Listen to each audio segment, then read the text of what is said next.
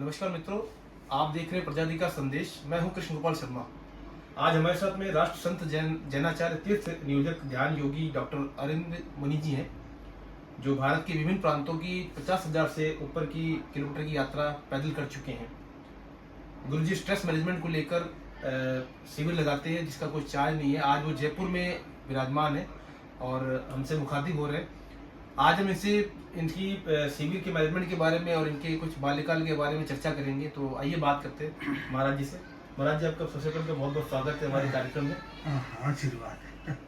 महाराज जी, सबसे पहले तो हमारे दर्शकों को आप ये बताइए कि आपके बाल्यकाल की पूरी घटनाक्रम बताइए। कैसे, कहाँ पे जन्म हुआ आपका, कहाँ शिक्षा दीक्षा हुई? जन्मभूमि राजस्थान में, जिला नागौर में, लाडनू नगर में हमारा जन्म हुआ और 13 साल की उम्र में सन्यासी बन गए, साधु बन गए। आचार्य तुलसी जी के कर कमलों से हमारी दीक्षा हुई और आज हमारा ये दीक्षा का 50वां वर्ष चल रहा है। 50 वर्ष पूरे हो रहे हैं। संयम, साधना, त्याग, तपस्या का ये 50वां वर्ष है। तो बचपन में स्कूल में तो 7 क्लास ही पढ़े।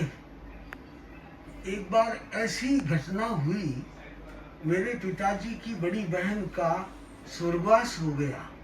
उनकी उम्र 40 साल की रही होगी और उनके छोटे छोटे 6-7 बच्चे थे। तो राजस्थान में हवेलियां होती है, तो हमारे जो सांसारिक पक्ष में जो घर है, जो हवेली है, उसमें आंगन में सब लोग रो रहे थे। हमने हमारी माता से पूछा, ये सब रो क्यों रहे हैं? तो मेरी माँ ने उत्तर दिया कि तुम्हारी बुआ का स्वर्गवास हो गया। तो हम तो कुछ जानते नहीं स्वर्गवास क्या होता है, मौत क्या होती है। हम तो यही समझ के आए कि हम अमर बन के आए हैं और दुख कभी देखा नहीं, क्योंकि इतने अच्छे बड़े परिवार में जन्म लिया तो सब सुख सुविधाएं थी। वो घटना जो देखी, फिर उसका अपने परिवार वालों से पूछा कि मौत क्या होती है, आदमी कैसे जाता है, ये कितने साल की उम्र में मौत आती है। तो जब मुझे ये पता चला कि मौत किसी भी वक्त आ सकती है, तो ये सारा दृश्य देख करके सुन करके मन स्थिर हो गया। मैं एक झरोखे में बैठा बैठा ये सोच रहा था कि अगर मुझे अभी मौत आ गई तो मैंने तो कुछ किया ही नहीं। तो जीवन में ऐसा कुछ करना चाहिए, एक संकल्प उठा। पहले मन में ये विचार आया कि राजनेता बनना चाहिए, लोग बहुत सारे पीछे पीछे आएंगे, डॉक्टर बनना चाहिए, कभी कुछ बनना चाहिए, ऐसे विचार चलते रहे। फिर पता जब लग गया ना कि इनके बनने से तो कुछ होगा नहीं, तो मूल है मुझे चाहिए था दुख मुक्ति का साधन। जन्म मरण के बंधन से हम छूट जाएं, इसकी खोज करते करते अनेक संप्रदायों के साधुओं के पास, ऋषि मुनियों के पास जाना हुआ, वार्तालाप हुआ, चर्चा हुई। तो ये समझ में आ गया कि बिना तपस्या किए अपने कर्मों को तोड़ा नहीं जा सकता। हम जन्म जन्म के कितने पाप कर्म, कितने पुण्य कर्म लेके आए हैं। तो कर्म चाहे पुण्य का हो, कर्म चाहे पाप का हो, वो भोगना तो पड़ेगा। अगर पाप का है तो वो दुख में भोगना पड़ेगा, पुण्य का है तो वो सुख में भोगना पड़ेगा। तो कर्म भोगना ही ना पड़े, वो है बंधन मुक्ति। तो राग और द्वेष, ये 2 चीजें संसार में ऐसी है जो हर आत्मा के साथ लगी हुई है। इस बंधन से मुक्ति नहीं होगी तब तक मोक्ष नहीं होगा, और मोक्ष नहीं होगा तब तक दुख भी और सुख भी दोनों साथ चलते रहेंगे। तो फिर ये मन में वैराग्य का भाव आया कि ग्रस्त जीवन में, इस सांसारिक जीवन में ऐसा कोई रास्ता नहीं है जो दुख मुक्ति का हो। सिर्फ एक ही रास्ता है, त्याग और तपस्या का। तो फिर हमने ये तपस्या का मार्ग चुना। आचार्य तुलसी जी के पास 13 साल की उम्र में दीक्षा लेने के बाद ये परंपरा है जैन शासन में, तेरापंथ संप्रदाय में, कि पहले जो धर्म की शिक्षा जरूरी है, महावीर के आगम ग्रंथों की पठन पाठन शिक्षा जरूरी है। वो हमने संघीय पाठ्यक्रम में बीए कर लिया, एमए कर लिया। फिर उसके बाद में गुरु का आदेश था कि तुम जितना पढ़ सकते हो उतनी पढ़ाई करो। तो फिर गुजरात यूनिवर्सिटी से बीए किया। मेरा खास इंटरेस्ट का विषय पहले बना पॉलिटिकल साइंस का। फिर एमए किया जैन विद्या और तुलनात्मक धर्म दर्शन में। फिर मेडिकल का शौक था तो फिर मेडिकल में चले गए। फिर आयुर्वेद का शौक था, फिर आयुर्वेद में चले गए, होम्योपैथिक, नेचुरोपैथिक, ये सारी पेथियाँ पढ़ने का, करने का सारा कार्यक्रम पूरा करके, क्योंकि शुरू से ही ऑपरेशन का शौक था तो मन में ये था ना कि मैं जो महावीर का ध्यान है तो मैं कैसे करूँगा जब मैं मेरे शरीर को ही नहीं जानता। जी। तो दायां फेफड़ा, बायां फेफड़ा, बड़ी आंत, छोटी आंत कहाँ है, शरीर में क्या है, कुछ पता ही नहीं। इसलिए सारा ये अध्ययन किया तो उससे शारीरिक चीज़ों का पता चला। फिर हम ज़्यादा साधना का मुख्य अंग रहा मेडिटेशन, ध्यान।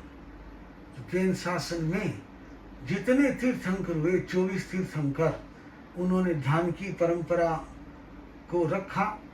हम भी उसी परंपरा में चले। उसी के आधार पे त्याग, तपस्या, साधना का मार्ग हमारा प्रशस्त होता चला गया। फिर पिछले 25 वर्षों से गुरु के आदेश से रिसर्च के 3 विषय तय किए। पहला विषय ये, जितने पेड़ पौधे वनस्पति है, ऐसे कौन से पौधे लेके आए, किस मुहूर्त में लाएं, कैसे लगाएं जो मानवीय समस्याओं का समाधान करे। दूसरा रिसर्च का विषय ये रहा, शारीरिक बीमारियां, शारीरिक समस्याएं इतनी बढ़ गई जिनका मेडिकल में कोई आंसर नहीं है, कोई उत्तर नहीं है, तो उन्हें हम जड़ी बूटी और आयुर्वेद से कैसे समाधान करें। तीसरा रिसर्च का विषय ये रहा कि वर्तमान में मानसिक मनोरोगी बहुत हो गए, डिप्रेशन, अनिद्रा, भय वगैरह वगैरह। और इसके साथ में आजकल के करीब करीब सभी घरों में एक नई समस्या खड़ी हो गई, अनएडजस्टमेंट, यानी पर्सनालिटी क्लेश, ईगो का टकराव। तो छोटी छोटी उम्र में माता पिता को छोड़ करके घर से अलग हो जाना, अलग घर बसा लेना, परिवारों का टूटना, और कितने तलाक हो रहे हैं, रोज सुन रहे हम। तो इन सब मानसिक समस्याओं के समाधान के लिए मेडिटेशन, ध्यान के द्वारा हम कैसे समाधान करें, ये 3 रिसर्च के विषय रहे।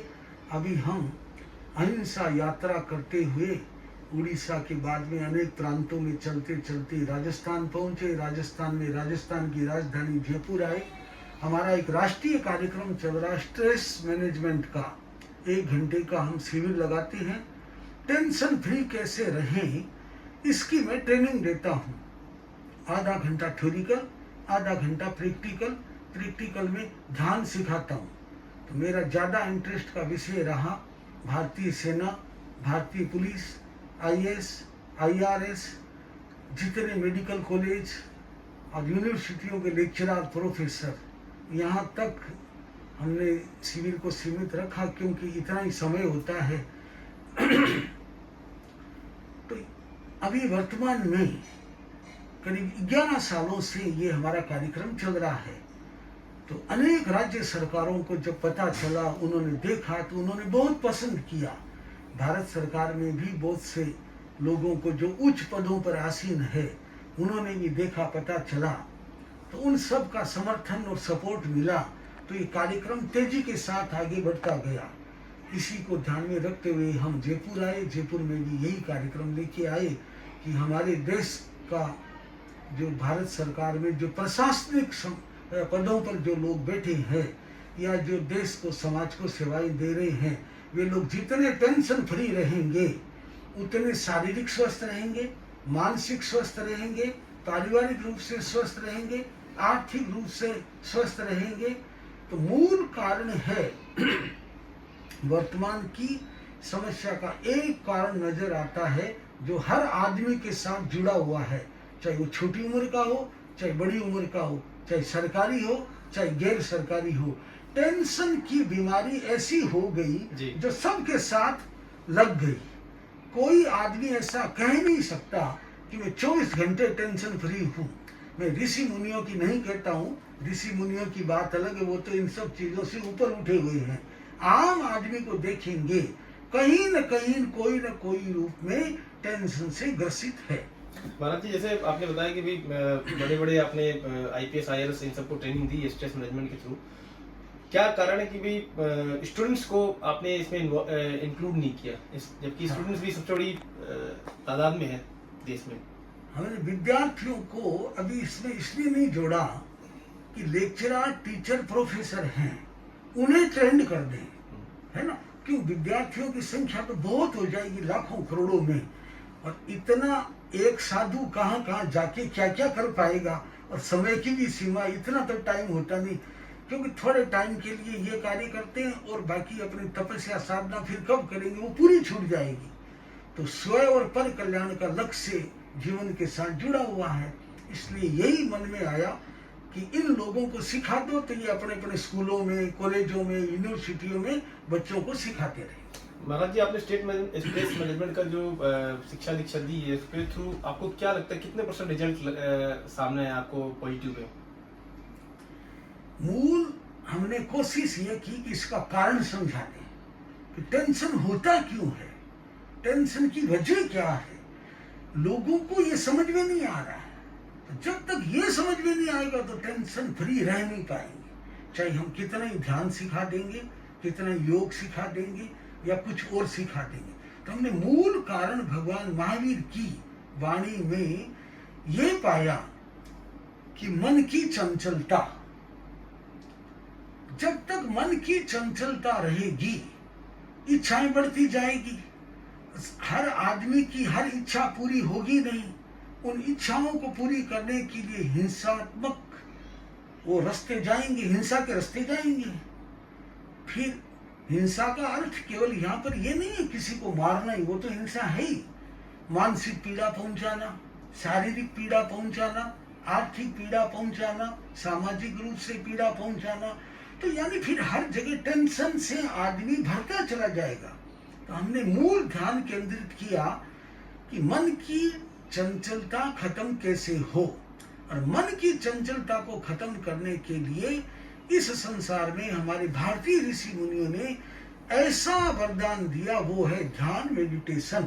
जितना ज्यादा से ज्यादा हम ध्यान करेंगे, हमारी नेगेटिविटी खत्म होगी, पॉजिटिव एनर्जियों का विकास होगा, मन शांत होगा, मन की चंचलता खत्म होगी, और जैसे ही मन एकाग्र होगा तो टेंशन खत्म होने लग जाएगा। महाराज जी, इसमें आपको लगता है कई बार कि भाई जिस चीज के लिए मैंने ये मुनि का चोला ओढ़ा था, जो मैंने गृहस्थ को त्यागा था और धर्म के प्रचार को निकले थे आप, तो इसके लगता है कि आपको कि धर्म का प्रचार कहीं ना कहीं मिस हो रहा है इसमें स्ट्रेस मैनेजमेंट के जो आप प्रोग्राम करते हैं? मुझे तो महसूस ये हुआ साधु बनने के कुछ वर्षों के बाद में, इस बात का दुख हुआ कि हम 7 साल की उम्र में साधु क्यों नहीं बने। अगर हम 7 साल की उम्र में साधु बन जाते तो इतनी शक्तियों का विकास कर लेते, इतनी आध्यात्मिक शक्तियों का विकास कर लेते, फिर तो ये रास्ता और आसान हो जाता। तो हमें तो मन में खुशी इस बात की है, क्योंकि जैन साधु वैसा जीवन खुद जीते हैं, संयम प्रधान, त्याग प्रधान, तपस्या प्रधान, और यही संदेश सबको सिखाएंगे, यही मैसेज सबकी ओर जाएगा। कि जब तक त्याग की चेतना नहीं जगेगी, जब तक संयम की चेतना नहीं जगेगी, तो इच्छाओं पर काबू नहीं पाया जा सकता, और इच्छाओं पर काबू नहीं पाया जा सकता तो मन पर भी काबू नहीं पाया जा सकता। तो मन पर काबू रहे, मन काबू में रहे, इच्छाओं का संयम हो, अल्पीकरण हो, और मूल जो मानवीय जीवन का जो उद्देश्य है उसमें हम पाने में सफल हो जाएं। इसलिए हमने ये एक विषय चुना, क्योंकि धर्म की चर्चा, संप्रदायों की चर्चा करके पहले ही बहुत कुछ हो चुकी है। बहुत लोग हैं जो अब ये चर्चा सुनना नहीं चाहते, और इसमें भी अंडरग्राउंड में तो धर्म का, अध्यात्म का आधार ही है ध्यान। और है क्या? बिना अध्यात्म के ध्यान आया कहाँ से, है ना। लेकिन वो लोगों को एलर्जी है ना कि डायरेक्ट नाम मत लो। हमने डायरेक्ट नाम नहीं लेके इनडायरेक्ट रास्ता निकाल दिया कि चलो सीधा मेडिटेशन में आ जाओ। और मेडिटेशन का कोई धर्म का कोई संप्रदाय का नाम हमने रखा ही नहीं, एक ही रखा, तुम टेंशन फ्री कैसे हो ये सीख लो, तुम सुखी हो जाओ, तुम्हारा कल्याण हो जाए। महाराज जी, आखिर में अपने देश में जो भावी पीढ़ी आ रही है उसको हमारे चैनल के माध्यम से क्या संदेश देना चाहते हैं स्ट्रेस को लेके? क्या एक बार फिर से? वो जो हमारे देश में भावी पीढ़ी जो आ रही है, हाँ, जो भविष्य बच्चे, हाँ जी, उनको आप हमारे चैनल के माध्यम से क्या संदेश देना चाहते हैं? मुझे आज इस बात की खुशी हुई, इसका चैनल का प्रजाधिकार संदेश, प्रजाधिकार संदेश इस चैनल का नाम है। जब मेरे पास में सूचना आई, मैं जनरल अखबारों में न्यूज देना, इंटरव्यू देना मुझे ज़्यादा जचता नहीं, ये सब चीज़ें मेरे पसंद की नहीं है। तो मुझे सूचना मिली कि ये बहुत अच्छे लोग हैं, तो अच्छे लोग फिर मन में आएगा, अच्छे लोग हैं तो उसका प्रेजेंटेशन भी अच्छा ही होगा। तो जब मैं इस न्यूज चैनल के आपसे श्री कृष्ण जी से, कृष्ण गोपाल जी से मिला, इनसे चर्चा हुई और इनका उद्देश्य जाना, इनके सिद्धांत जाने, तो मुझे इस बात की खुशी हुई कि अच्छे लोगों को ढूंढते हैं और अच्छे लोगों के काम का सपोर्ट करते, समर्थन करते हैं। आज अगर समाज में ये समझ में आ जाए कि अच्छे लोग वैसे ही बहुत कम हैं, तो अच्छे लोग ढूंढें और अच्छे लोगों के कार्यों का समर्थन करेंगे, तभी हम आगे बढ़ पाएंगे। आपका प्रश्न खास करके ये कि नई पीढ़ी के लिए, मैं आने वाली नई पीढ़ी के लिए जो हमारा भारत का भविष्य भी है, मैं खास तौर से उन्हें कुछ इस चैनल के माध्यम से ये प्रेरणा देना चाहूँगा, ये संदेश देना चाहूँगा कि आज की नई पीढ़ी हमारा इतिहास जरूर पढ़े। वो लोग इतिहास नहीं पढ़ते, इतिहास जानते नहीं है।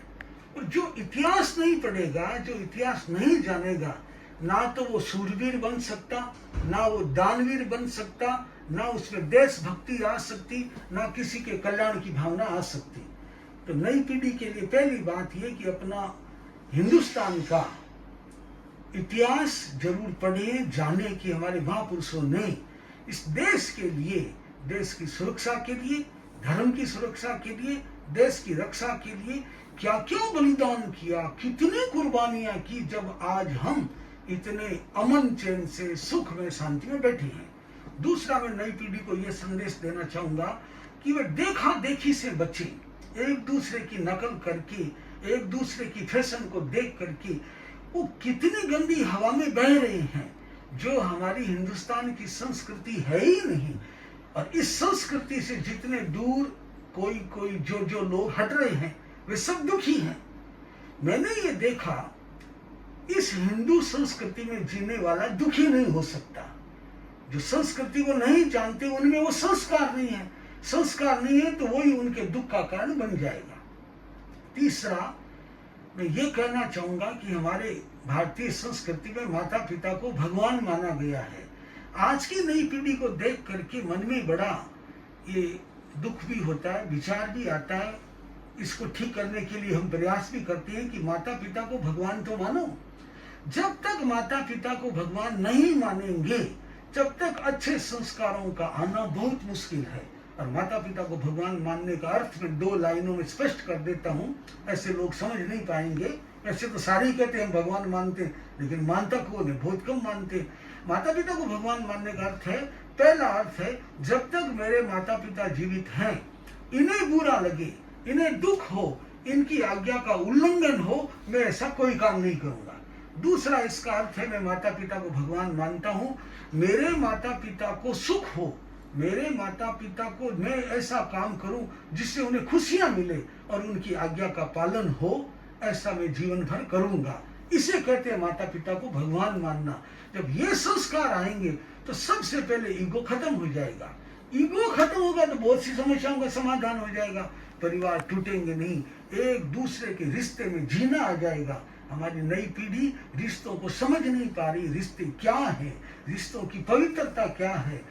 हमारे लिए रिश्ते हैं तो परिवार हैं, और परिवार है तो हमारा सारा समाज का ढांचा ठीक से चलेगा, व्यवस्था ठीक चलेगी, संस्कृति ठीक चलेगी। और चौथा संदेश ये है कि पढ़ाई के साथ साथ में जो इमोशनल डेवलपमेंट होना चाहिए, हिंदी में कहेंगे हम भावनात्मक विकास। यहाँ पर इमोशनल डेवलपमेंट, भावनात्मक विकास का अर्थ है मानवीय संवेदनाओं का विकास होना, मानवीय गुणों का विकास होना। इसका अर्थ यह है करुणा, दया, प्रेम, सहयोग और सेवा। जब तक इंसान में इन गुणों का समावेश नहीं होगा, इन गुणों को विकसित नहीं करेंगे, तो कहने को तो हम कह देंगे इंसान है, लेकिन वो इंसान कैसा है वो तो आप खुद ही समझ जाएंगे, खुद ही सोच लें। क्योंकि आज इंसान इंसान के साथ रहना नहीं चाह रहा है, तो जो 2 के साथ नहीं रह सकता वो 5 के साथ कैसे रहेगा, जो 5 के साथ नहीं रह सकता वो 500 के साथ कैसे रहेगा। तो हमें ये समझना चाहिए कि हमारी मानवीय संवेदनाओं का इतना विकास हो, तो ये विकास होगा तो फिर बहुत सी समस्याएं स्वतः ही समाधान हो जाएगा। नई पीढ़ी इस बात का विचार करे ताकि उनका उज्जवल भविष्य हो।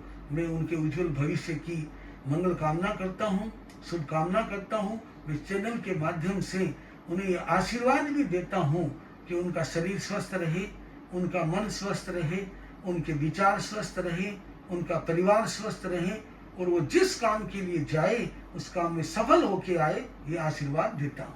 तो ये थे मित्रों हमारे साथ में जैन धर्म की धर्माचार्य डॉक्टर अरविंद जी महाराज। और चैनल को देखने के लिए बहुत बहुत धन्यवाद।